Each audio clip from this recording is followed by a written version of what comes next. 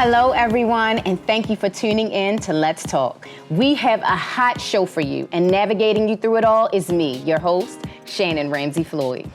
Today, I'm going to speak with James Green. You may know him as Woody, formerly of the multi-platinum and one of my all-time favorite R&B groups, Dru Hill.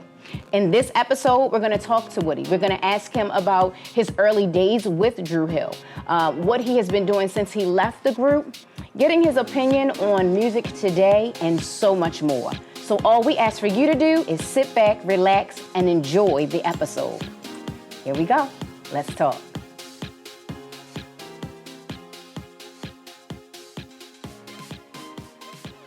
So first and foremost, I want to thank you. Thank you, Woody, for being our guest here at Let's Talk. Shoot, How are you doing? Thank y'all for having me. I'm great.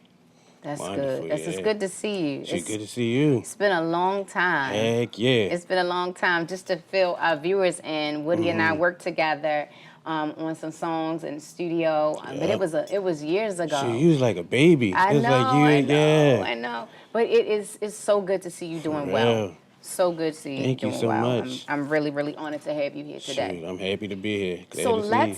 let's start with a little bit of the beginning for our viewers, for some that don't know you and for the many that do know you. Right. What drew you to the music industry?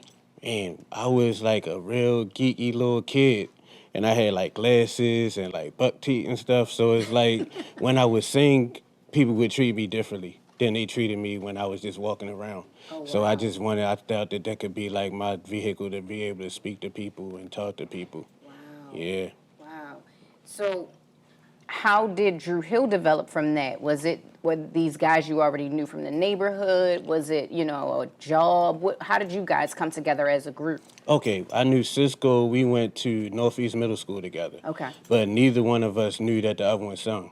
He used to dance, him and his buddy Milo, like they was known all over the school. They was called Eminem for Mark and Milo. Okay. And they was dancing like our senior day. They was like freaking the principal at the senior dance and stuff. So like they was just like real popular guys. So then when I went to high school, I started singing with like just a group of guys. We would come together every day at the school. And Cisco went to Mervo. So he would come to City for like wood shop classes. And one day he was walking through the cafeteria and he heard us harmonizing. And I saw him. I hadn't seen him since middle school, so I was happy to see him. He said, "Yo, you mind if I sing with y'all?"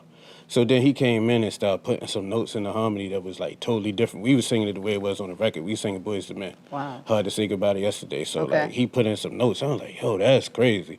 Like you should sing with us all the time. So then he started coming. Instead of him going to his class, I don't think he passed that class. Because every day he would come up there and he would just stand at the bottom of the steps and me and him would just sing every day at the school, and it would be like such a commotion. Like the driving school classes was mad, but everybody else would just wait at the bottom of the steps every day for us to come up there and sing. Yeah. Wow. And then everybody else, it was like 10 of us. So it just eventually over the years, it just like narrowed down into the group that it was. So actually, Noak went to, he came and joined up, and then he ended up going to Douglas. This is so Nokia? Okay. When he transferred to Douglas, he met Jazz there. So that's how Jazz got into the group. Okay, And then my mom took me out.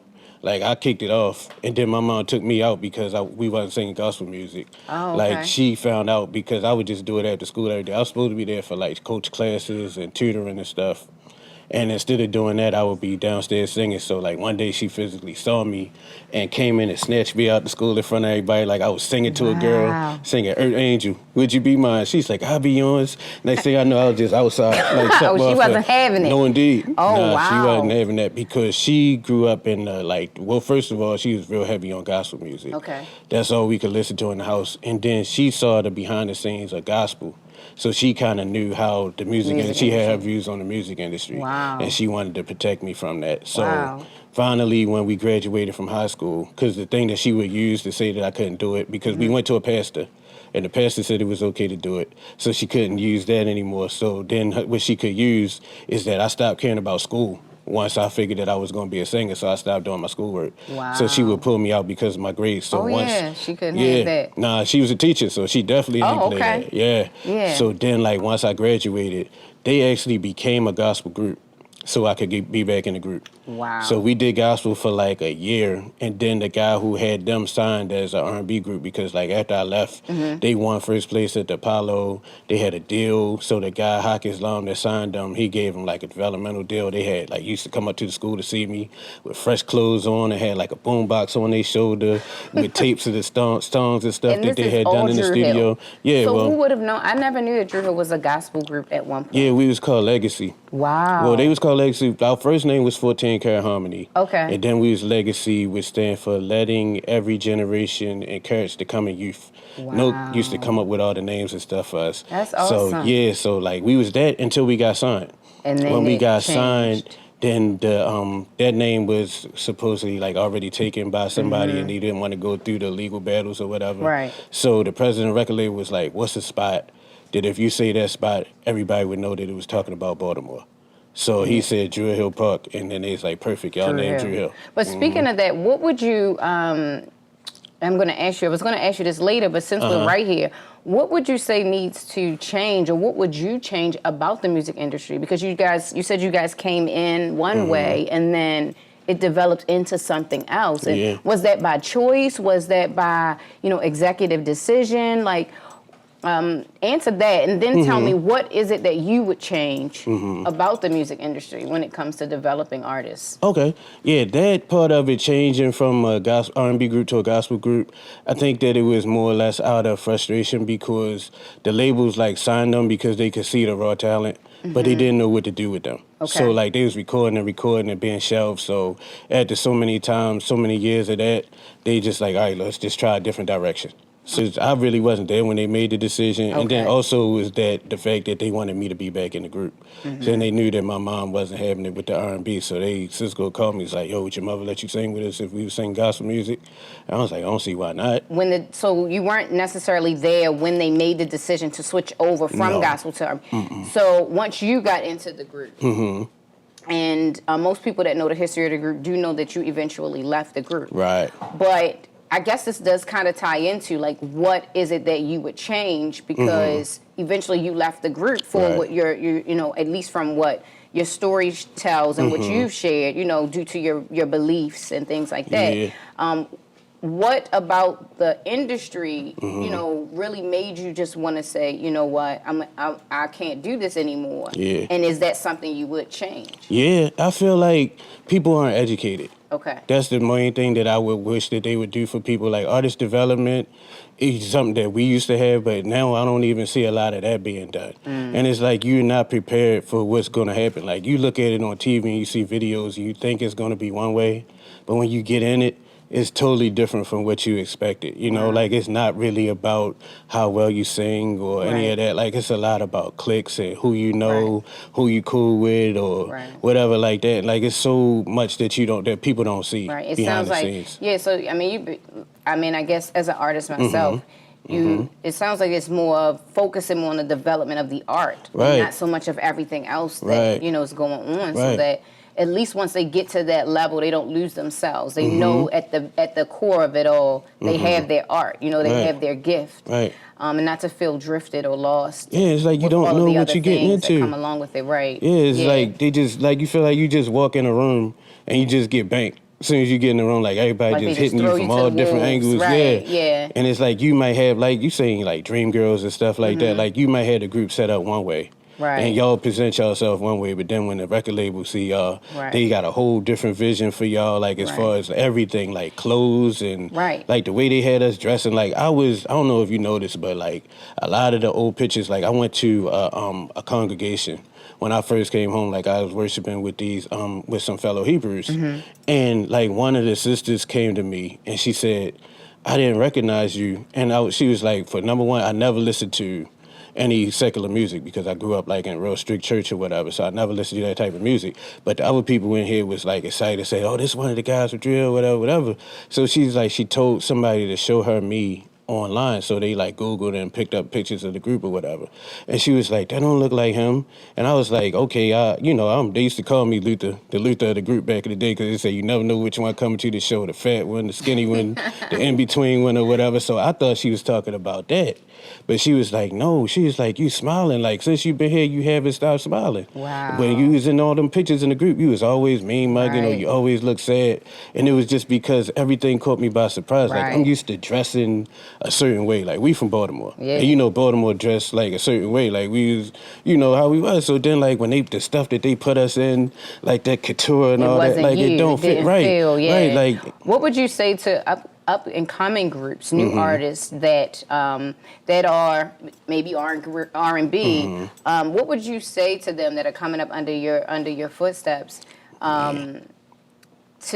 To do maybe to have a different result than you would say Dru Hill had, how they could be better. Man, in the world of information, ignorance is a choice at this point. Now you got videos, you got TLC behind the music, you got so much stuff on YouTube you can look up. You can look at the New Edition movie. I've done several interviews that have kind of went like semi-viral or whatever. A bunch of other artists have came out and told their stories. I just saw Soul For Real on the Breakfast Club like a couple weeks ago, and it was really insightful. Yeah, so it's like educate yourselves. There's countless books out there. So there's no excuse at this point to be blindsided and not know what you're getting into. Like when we was doing it, it really wasn't nobody talking. It wasn't no internet and YouTube like what we got now. Right. So educate yourselves. Yeah, absolutely. The music, I completely agree. What they say, music, the word music business, the word music is way smaller than the word business. Yeah. So if you don't know that business, it don't matter how good you know how to sing. Yeah. What DMX said, it don't have to do with talent. It's about playing the game. So you can not be able to sing at all. Like a lot of artists that we see these days, they're not very musical. Like some of them have auto-tune, some of them rapping, and you can't even understand what they saying. Like be it due to an accent, be it due to them being high or whatever. Or some people just because they see other people do it and it worked for them, so they do it too. So you can tell it's not about the talent. Yeah. It's about so much other stuff. But getting back to you, I just want the people to know this, because a lot of people don't know that you were one of the primary writers for Dru Hill. And as a songwriter myself, what was your inspiration? Like where did some of those songs come from? Because listen, I'm a super fan. Okay, I brought the cassette tape. Yeah. Okay, I had. She don't even look old enough to buy no cassette tapes. I had my brush. Now this is not no fairy tale story. I'm really serious. Nah, I was the little girl with the brush in her hand. Heck yeah. Standing in front of the mirror. Right. Singing 5 steps. I was singing all the songs. Beauty is her name. I was singing everything. Right. So what was your inspiration behind that? Like where did you draw up, that to write those lyrics at such a young age? Man, originally, go back to my mom. She wouldn't allow me to listen to R&B music. So I would get a Jet magazine and see what the top 20 songs or whatever was. And because I never heard them, I used my imagination and make up songs off of them titles. That's how I started writing. Wow. But then once we got together, we used to push each other. Like Nook and I were like the first ones to do like a lot of writing for as far as the group. Like everybody was doing their own stuff individually, but like presenting stuff for the group. We would come together. Like his house, I used to go to Coppin State. So his house, where his mom's house is, right around the corner from Coppin. So right after I get out of class, I come straight over to his house. And he had the keyboard set up there, so he'd just sit there and play chords. And I just make up melodies, because my specialty was really melodies. So I'll make up the melody to go to the song or whatever, and then we'd just sit there together and challenge ourselves to write, who could write a better verse or whatever like that. Or if one person just like, oh, yo, that's cool, I think you do better than that. Just go back and forth. And then by the time Cisco and Jazz got there, because they would work, and they work downtown, so then they would come over. And then Cisco would do the vocal arrangements and the harmonies and stuff like that. And then Jazz would just come in, excuse me, like wherever he was needed. Like if we needed help on the lyrics, he'd come help with the lyrics. If Cisco needed help with the harmony, he would do that. If Noak needed help with chords on the keyboard or whatever, because Jazz do everything. So it's like he would just come in, for real. What's up, big fella? Yeah. Sure. Yeah, so it's just like, and we basically pushed each other. And then the people before us, that's another thing that these new artists is lacking. They don't have respect for the people who came before them. Like, for somebody to come out at a young age and think that they proclaim themselves to be anything and not acknowledge the legends that came before us, that's ludicrous. You know, so it's like the people that came before us, we had the best Jodeci, Boys to Men, you know, like even the lesser groups that people didn't think of as just as popular. Like, we got groups that had one hit that was super talented, like that could sing somebody under the table for real. So like the era we came out, everything had to be on point.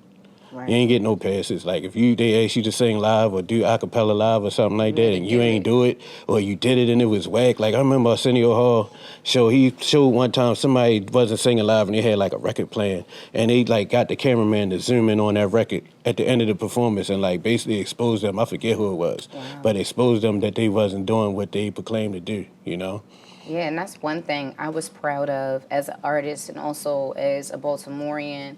It was something that we owned. You know, it was like, this is our group. This is Baltimore's own, and you guys were representing so well. I mean, the music is it's impeccable. I mean, and it's timeless. I can listen to a Dru Hill song today, and it still feels fresh. It still feels new. And moving from that, you know, because I know eventually, you know, you did, you know, leave the group. Hold on, can we say one thing about that though? Yeah. What you was just saying, like, I appreciate Baltimore so much because a lot of other cities you go to, like in the Bible it says that a prophet is not without honor except for among his own people and in his own home. I want to say that Baltimore definitely showed us a whole lot more love than a whole lot of other cities with their artists that was from there. Because you go to a city and the first thing somebody want to do is tell you a bad story or a messed up story about one of the artists from their city. They seen them and they was down bad, or they had this, or they had that. Like, they rush to tell you stuff like that. And I'm saying that we do have people here that's like it. Yes. But it's like we had way more people showing love. And so since, you know, when you left the group, you did get a solo deal with, was it Def Jam, right? Yeah, originally it was with Def Jam. And then eventually you got released from that contract and you ended up going to Kirk Franklin's Gospel Centric, where you released soul music. Right. So tell us about that experience and that process, that album. Give us a little bit of information. It was real weird because it was people there putting bugs in the record company people ear not to let me go. Def Jam. Yeah, like not to let me go because they didn't want, you know, they had hope that it was going to be another reunion for the group, so they figured that the longer they could just make me wait, then I wouldn't do it and just come back and do a group album. But I was determined, they was determined for me to do that, and I was determined that I was going to do what I was going to do. So it basically ended up getting put out. But the deal that they made was that it was going to be no promotion or no nothing. So, like, on purpose, my album was, like, sabotaged to make me come back and do another group album. And that's basically what happened. But in the process of that, like, I always say if it touched one person, I would be satisfied. And, like, I met this little boy when I went to Kentucky, which is where the new members of the group are from, by the way. I went to Kentucky, and I was there to do, like, just to sing at a church or something. And it was a guy that told me that his little brother had cancer. And he's like, every day his body would be, like, in terrible pain. And every day when he would be, like, going to his, whatever they call it, when he was in pain like that, he would tell his mother, like, put on Woody Rock. And he would listen to my gospel CD, and he's like, he felt better enough to the point where as though he can go to sleep and not, you know. And that makes it all worth it. Yeah, I'm like, if that's all it was for it to come out, then that job is done, and I'm satisfied. You know? And that is what makes it all worth it, especially as an artist. You want to at least let there be one that is inspired by your music. Exactly. So, I mean, that's amazing. What was your favorite song on your album? Man, probably the Winans remake, The Question Is, and then the song I made called A Friend in Me, which is like, when we did it, me and Warren Campbell, who did, matter of fact, Mary was singing background on, like, they sung background on a lot of songs on my album. Okay. Because Warren Campbell is Erica's husband. Yes. And at the time, they were singing background for Eric Benet. So they would just come to the studio, they were just hanging out, and then they would just hear the song, and they'd just jump on there with me, like, come on, we should do this. And I would come back and be like surprises for me. Like, I get back to the studio, they done went and sung some background, they done wrote some verses and stuff like that. Like, the whole experience for me was the fun part of it. Are you still with Gospel Centric? Is it gonna? No. Oh no. Okay. Are you independent? Of my, I mean, honestly, I'm an observer now. I just sit back Okay. and just watch, and it's like sometimes I get called upon to do a Still hook for writing? somebody, or to do something with somebody on the song, or something like a Good. feature or something like that, or to come and perform. I'm not opposed to that. Like I Right. host I'm about to start hosting a karaoke like once a month because I usually just go and be there. So somebody was kind enough to be like, "Well, shoot, you here? We might as well get you to do more than just being here." Right. So yeah, that type of stuff. Yeah, I'm casually things involved. that you enjoy. Right, right. Yeah. I'm more of like a 9 to 5 person. I like structure. I like to know when I wake up today, I'm going to work here, and then I'm going here, and then I'm coming home. I don't like to be, you get a call, and you in this state already, and oh, y'all going to Yeah, Paris real tomorrow, sporadic. then y'all going to Africa the day after that. Like some people can live like that. I can't live like that. Wow. And really quickly, because you mentioned Paris, when you guys were there on tour and they were like gunshots and shooting at the tour and things I'm like so that, glad you talked how about did you that. guys deal with that? I don't know how they dealt with it, but for me, it was very like prophetic because like a couple nights before that, I was in the dressing room after a show, and I was just like contemplating, and I'm like, man, I'm out here, I'm doing like my best or whatever, and I don't feel like I'm getting the response from the fans that everybody else is getting. And a voice came to me like clear, like we talking now. Like I ain't see nobody, but I heard it. And it was like, you not gonna get what you want until you doing it for me. And right when I heard that, I was like, okay, I know what I need to do. So I had in my mind that I was going to let leave or whatever. But then the next day when I saw everybody, he was in such good spirits. I was like, man, I don't want to break their morale. Everybody's so Right. happy. So I'm going to just stay here. And somebody asked, like, we always had a rule that after we finished, they give us a certain amount of time to towel dry or whatever and put some clothes on and stuff before we take pictures with anybody. So the guy was like, can we take a picture? And he was like, look, give him 10 minutes or whatever the number was. And the guy was like, no, I need to take it now or whatever. He said, look, man, 10 minutes. And then the guy cussed at him or whatever. And as soon as the guy cussed at him, Baltimore came out. He cracked the one guy. And then the next thing you know, like everybody was fighting. Like our security, we in the dressing room, we don't know what's going on. Our security, head of security ran in the room like, look, Dru in the car right now. Dru in the car. So he hurried up and got us to the car. He got in the car with us. And then we just saw, like, it looked like watching a movie or something. Like, everybody in front of us was, like, fighting. And one of our security took the walkie-talkie and hit one of the guys that was out there, one of those. And the guy, he pointed to his head where he was bleeding. And he said, you see this? This means somebody had to die. So once he said that, then we just started, I don't know where the guns came from or whatever. You just seen guns blazing.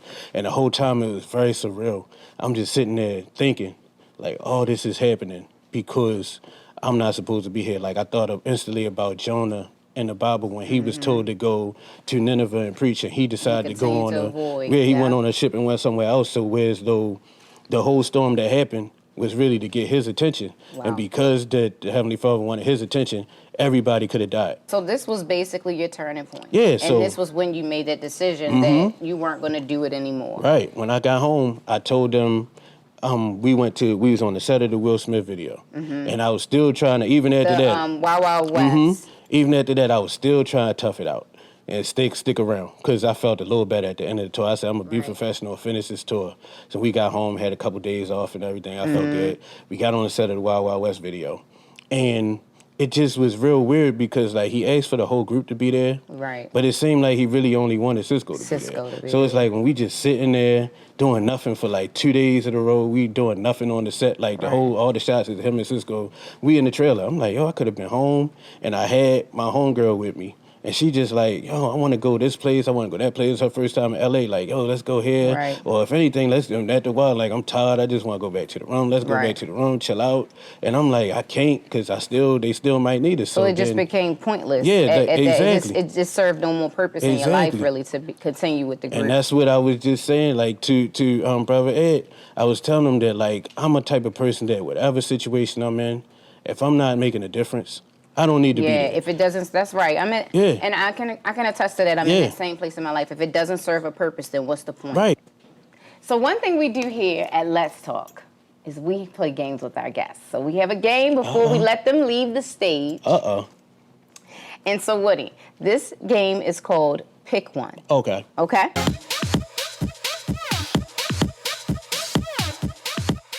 All right. So, as fast as you can, just pick one. Don't think about it. Okay. Just pick one. All right. And we're going to roll with it. Cool. Okay. First, home or gym? Gym. Fish or chicken? Fish. Being single or relationship? Single. Money or happiness? Happiness. All right. Singing or not singing? Singing. All right. And my last one, grits or oatmeal? Oatmeal. Yeah. I'm a grits girl. For real. That's all right. I probably haven't had them made right. That's probably all it is. No, you know what? My mother's mother made oatmeal. My father's mother made grits. So I Okay. actually got an equal balance. So yeah, the best of both worlds. Yeah, but I like that meal that stick to your ribs. Yeah, I probably never had the grits made right. That's probably why I ain't a fan of them. Well, Woody, let our viewers know how they can follow you on social media or what they should be looking for. Oh yeah, from you. and I'm really on there too. Like I'm on there all day because the job I have, I'm not very busy. So that's how I pass my time. I talk to everybody. I'm _James_Edward on Instagram, and I'm James Green on Facebook. So yeah, hit me, and I will talk to you. Just don't ask me the same things over and over. But other than that, I'll talk to you. All right. Yeah. So as we end our conversation, I really want to thank James Green again for being a guest on the Let's Talk stage. And if you know of anyone that you think should be featured on Let's Talk, log on to IncisiveEntertainment.com. Again, you can follow us on Instagram at letstalk.now. And I'm your host, Shannon Ramsey Floyd. You can follow me at @ShannonRamsey_ on Instagram. And I just want to thank you for watching. And remember, if you have something to say, let's talk. Yeah. What up? This is James Woody Rock Green, and you're watching Let's Talk.